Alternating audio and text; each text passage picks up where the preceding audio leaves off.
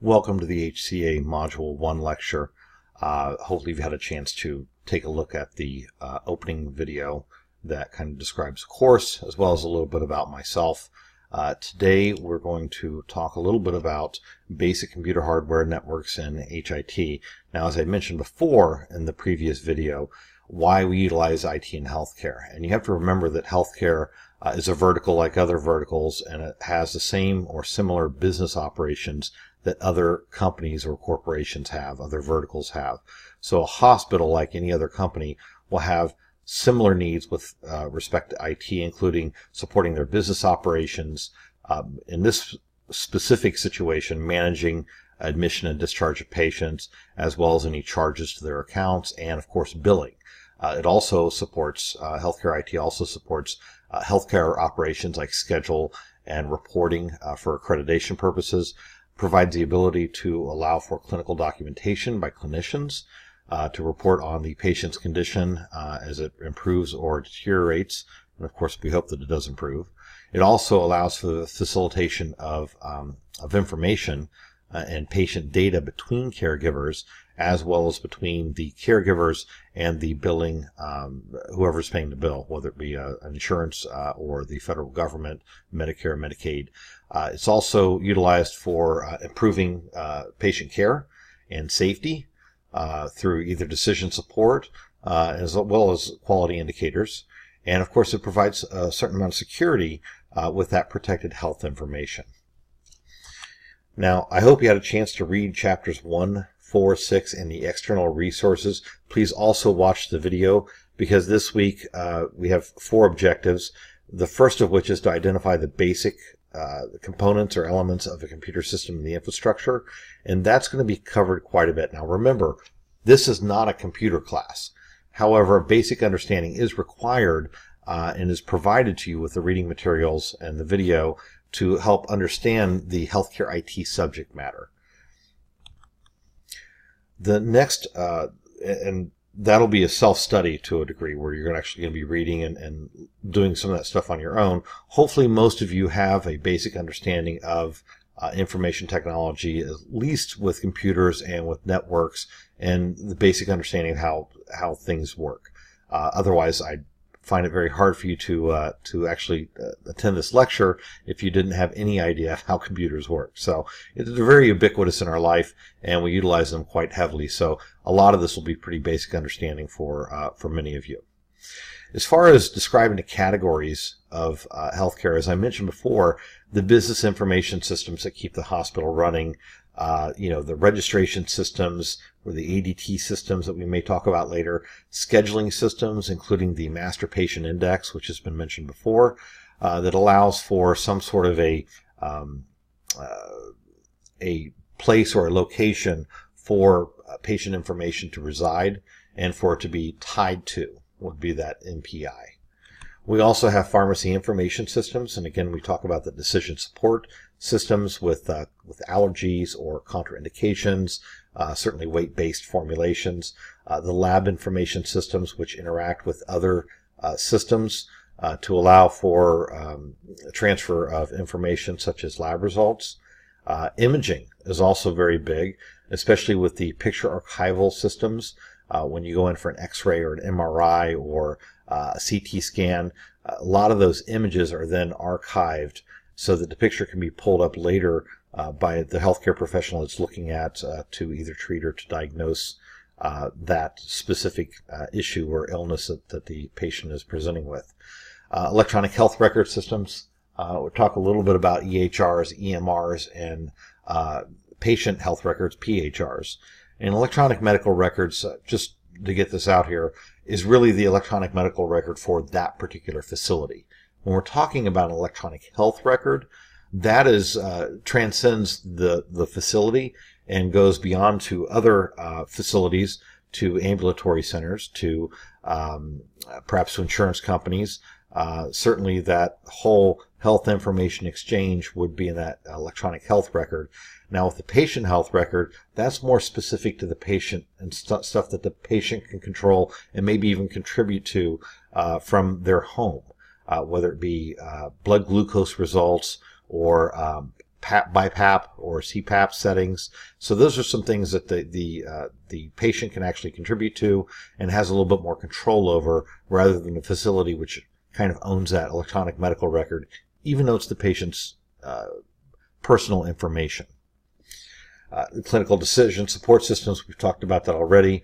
The data points that are brought together to create information. There can be rules that are put together in these systems so that clinicians are alerted when a certain threshold is reached, or a tolerance is reached, or a lab value, or a maximum dosage has been reached. So those clinical decision support systems usually are integrated with the electronic medical records or electronic health records to allow the clinician more information by which to make decisions.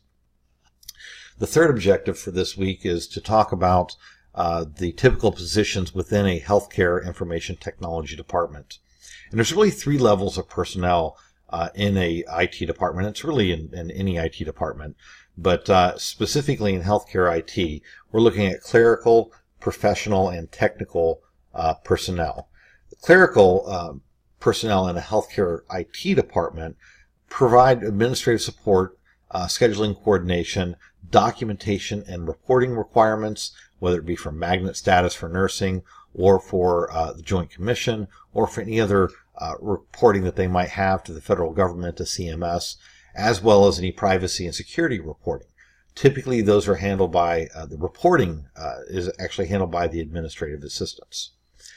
The next level of staff, if you will, is the professional staff. And those could be systems analysts or programmers. And the differences between those two, the systems analyst really is looking at a more holistic view of technology, and they're more of the translators. So they're looking at what the end user's needs are, as well as the technical requirements or capabilities of the organization. And the programmers are that more technical software and maintenance type person. They may not have certainly the personnel skills, but also maybe the soft skills, but certainly not the clinical knowledge. But they're very important and integral because of their specific knowledge base that's really geared around the technical aspects of the software. We also have technical staff that are operations driven. These technical managers have to maintain that computer and network environment and have a knowledge of the hardware and software requirements of the system.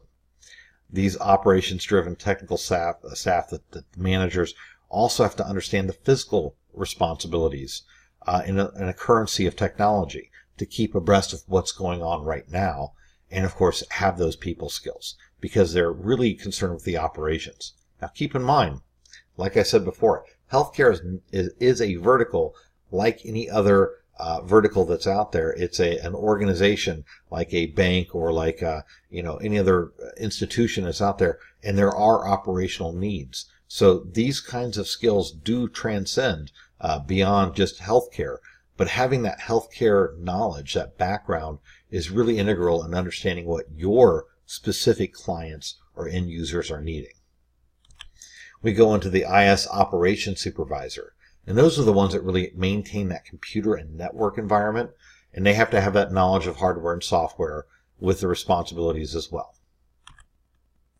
Technical staff would include programming, system maintenance, network maintenance, data preparation, even medical equipment upkeep and repairs. The durable medical equipment on the floors like bladder scanners or IV pumps must be maintained, and typically they do have some sort of an interface to the electronic medical record. So they are providing patient data or data about therapies for patients and automatically populating the electronic medical record, thereby removing the clinician from that formula, so that it's another layer of veracity, of truth, where there's not the transcription error of a clinician or a non-clinician transcribing results from a device into an electronic medical record when you have that interface in place already. Some other positions, again, these are very typical of any IT department, but certainly in healthcare, end user support, help desk for the IT, help desk for the HIT. So you might have a help desk specifically for people that are having computer issues, but there also might be a help desk for people that are having issues with the electronic medical record or some of the clinical decision support systems. Software evaluation, perhaps software education. Certainly when we have these different medical records, or we have end users that have updates to they're either brand new coming into the facility, or an update has been applied to the EMR, then those need to be trained by people. So there are software education and EMR software education. And of course there's clinical strategists who are / translators. And those are the ones that are really looking out and going, okay, what do we need? What do our end users need? What do our patients need? And how are we going to bring those to light so that the people in IT are understanding what their end users are actually asking for? The next section of our requirements this week, of our objectives this week, we're talking about the CIO priorities. And really the priorities and challenges for CIOs, even though they're on an annual basis, ongoing, there are some unique challenges. Now these, and it really varies depending upon who you talk to. Your CIO might have a little bit different priority or strategy for the upcoming year than other CIOs. But one of the things that we look at are surveys that are either put out by HIMSS or Gartner, or for example, healthcare technology. So in this specific example, Gartner went ahead and put out a put out a survey, and CIOs responded and said that these were the major priorities for them for 2018. And they really synthesized them down into these 6 areas, which is to collaborate with CFOs, chief financial officers, and chief medical officers to align IT capabilities, along with implementing system-wide architecture to support their technology management. Of course, establish key performance indicators, because you can't really manage what you can't measure. Evaluate the value of existing technology and investments into those platforms. So what do we have? How well are they doing for us? And do we need to invest more? Or did we invest too much in them and we need to back off and invest in other areas? Developing new ways to assess those electronic health records, as well as mastering the soft skills. And those soft skills really have a lot to do with what I like to call transformational management. And what it is it's really kind of change management. Change is good, you go first. And you'll hear that again some of the time in the future. But how do we get people who may be reticent to change to more readily embrace the change and move forward with something that ultimately will improve economically as well as patient outcome and cares? So these soft skills are also a priority of CIOs. Another organization, Healthcare Informatics, shows their priorities a little bit different, and the way they the way that they show those is basically in a percentage of what percentage of CIOs have determined that this is an issue. So for example, 40% of CIOs that have been polled in 2018 said that deploying enterprise analytics was one of their priorities. 71% integrating with the EHR. And it's amazing that here we are in 2018, and still one of the big things, one of the big issues is still that integration of the electronic health record along with other systems in the hospital. Physician buy-in is still a big issue, as well as optimizing EHR integration with other hospital systems. 79% said secure messaging and communications, including alerts from clinical systems and critical test results, are important. And here's the very interesting thing, and this is what I want you to look at whenever you're seeing information like this out there about, for example, in these priorities for CIOs, is that 79% say that this is a priority for them. But if you look at the next item down, 70% of the CIOs do not have a mobile tech strategy in place. So although their strategy or their priority is mobile alerts, mobile clinical system and critical test results, they still don't have that in secure messaging. They still don't have a mobile tech strategy in place.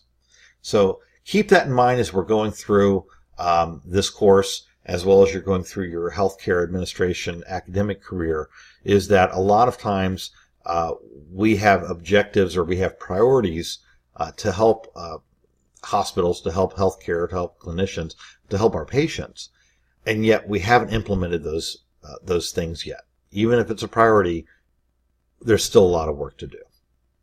Now, just a reminder, please review this lecture as well as the assigned resources and complete the assignments, discussions, and quizzes by the due date.